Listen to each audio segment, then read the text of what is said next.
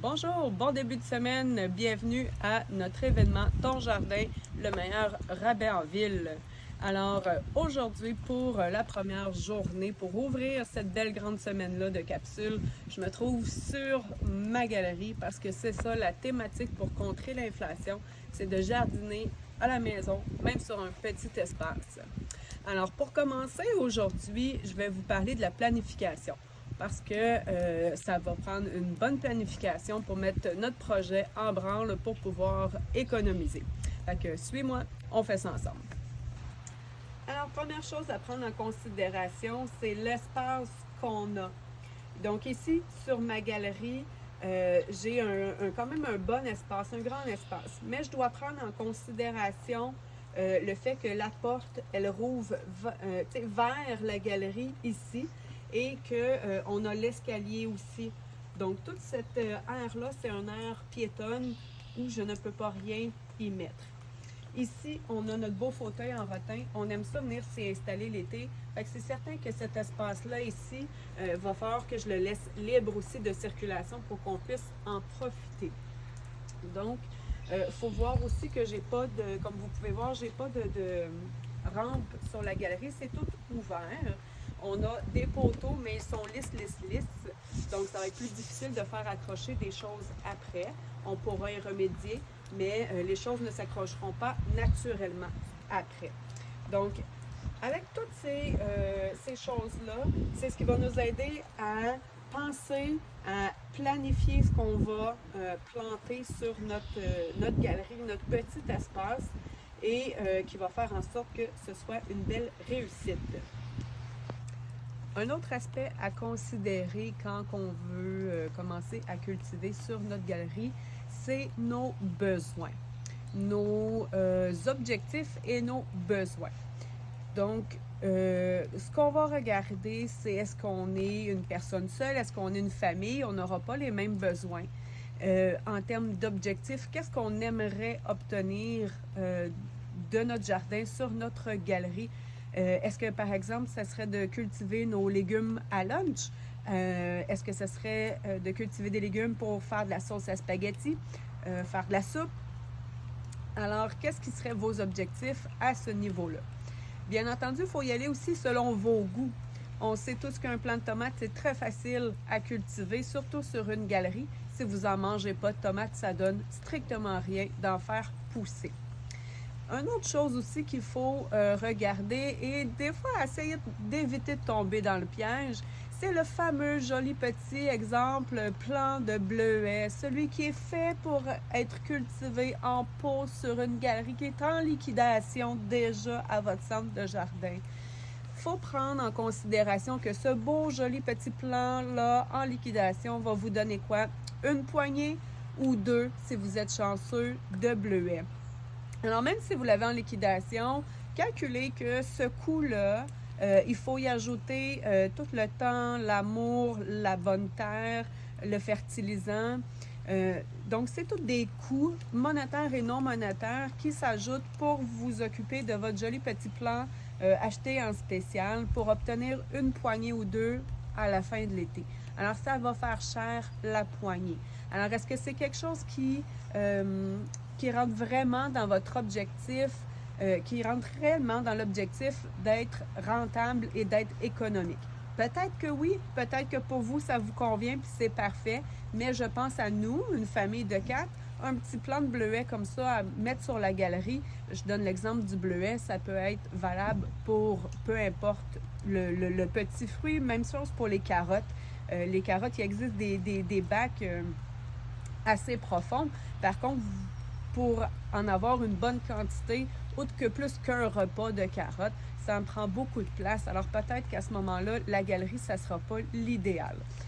Encore là, ça dépend de vos besoins à vous, mais je sais que pour ma famille à moi, de 4 personnes, ça ne serait pas du tout l'idéal, une carotte en pot. Il faut juste faire attention, garder ça en tête quand on planifie ce qu'on veut planter, de s'assurer de planter des légumes, des fruits, même des fleurs aussi qui sont comestibles, qu'on va réellement manger, consommer nous et notre famille, pour réellement faire une différence en bout de ligne sur notre facture d'épicerie. Pour t'aider à décider ce que tu peux cultiver en pot, en jardinière pour ton petit espace, je t'ai préparé un petit document. Je vais te montrer la photo et prépare-toi à prendre un screenshot avec ton téléphone. Je t'en rejase. Tu as sûrement remarqué dans le document, je t'ai parlé de champignons qui est possible de cultiver en pot. En fait, sans que ce soit nécessairement en pot, si tu as un petit coin sur ta galerie, à l'ombre, un peu plus frais, ça va être parfait. Renseigne-toi, c'est de plus en plus populaire, donc de plus en plus disponible un peu partout à travers le Québec. Donc, pour cultiver tes propres champignons, c'est maintenant possible, oui, à la maison.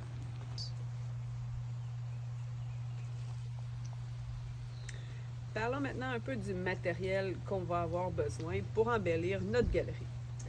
Mon outil préféré de tous les jours, c'est la truelle. La petite truelle, c'est tellement pratique. Sachez que ce n'est pas nécessaire. Nos deux mains font amplement le travail. On va avoir besoin de pots pour notre galerie. Je vous en ai emmené quelques modèles. Les pots en sac qui sont de plus en plus populaires. Ils se rangent très bien un dans l'autre. Il y en a même qui sont spécialisés pour les patates et les oignons, qui ont une petite porte qui s'ouvre à velcro pour pouvoir mieux récolter les patates et les oignons. On a les fameux, juste les pots comme ça, en plastique. Toujours s'assurer qu'il y a des trous au fond des pots, bien important pour le drainage. On a des pots de type fines herbes, donc ça c'est toujours pratique. On remplit ça de terre, on rentre nos fines herbes. Ça nous permet d'en avoir plusieurs sortes. Ça prend pas trop de place. C'est vraiment pratique et c'est vraiment le fun à avoir. On a toujours les jardinières suspendues. Ce que j'aime moins avec ça, c'est vu que les pots sont pas très gros, il n'y a pas grand-chose qu'on peut mettre dedans.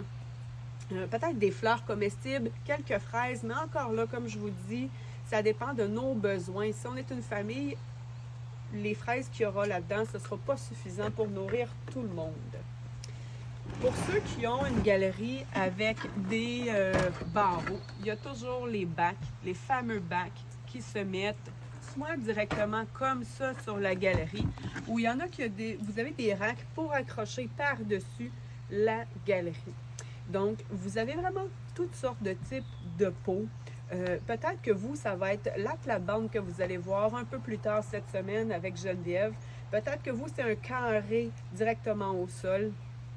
Mais il y en a vraiment pour toutes les bacs surélevés. Vous pouvez en acheter. Il y a des modèles que vous pouvez acheter de bacs surélevés. Vous pouvez les faire maison. Il y a toujours moyen de moyenner si on n'a pas accès à des bacs directement comme ça. Pour aller dans nos pots, naturellement, ça nous prend de la terre. Il y a plusieurs types de terre offerts sur le marché. Moi, j'aime beaucoup celle-là et je sais que présentement, elle est en spécial, ce gros format-là, à plein d'endroits. C'est de la terre bio en plus, spécialisée pour les fruits et légumes. Je m'en sers autant pour partir mes semis que pour le rempotage après. Donc, je fais absolument tout moi, avec cette terre-là et j'ai toujours des résultats vraiment merveilleux. Fait que magasinez votre terre comme il faut, selon vos besoins. Un conseil par contre, la terre noire, tenez-vous loin de la terre noire pour la simple et bonne raison que, oui, je comprends, elle est économique, c'est la moins chère sur le marché, mais ce n'est pas pour rien. Elle ne contient absolument rien de bon, de nutriments pour vos plantes. Il va falloir ajouter tellement de choses dans cette terre-là pour qu'elle serve réellement de nourriture à vos plantes, qu'en bout de ligne, elle va vous revenir aussi cher que d'acheter en premier lieu une bonne poche de terre. Donc, il y a plusieurs formats encore là de poches de terre. Vous pouvez même regarder pour de la terre à jardin en vrac. C'est souvent ce qui revient le plus économique, tout dépendamment de la superficie que vous avez là, à remplir de terre. pour le jardinage en pot, dépendamment de l'espace que vous avez, des pots que vous avez à remplir. Ça peut être une idée aussi. Vous seriez surpris de voir à quel point ça peut être économique. Donc, voilà.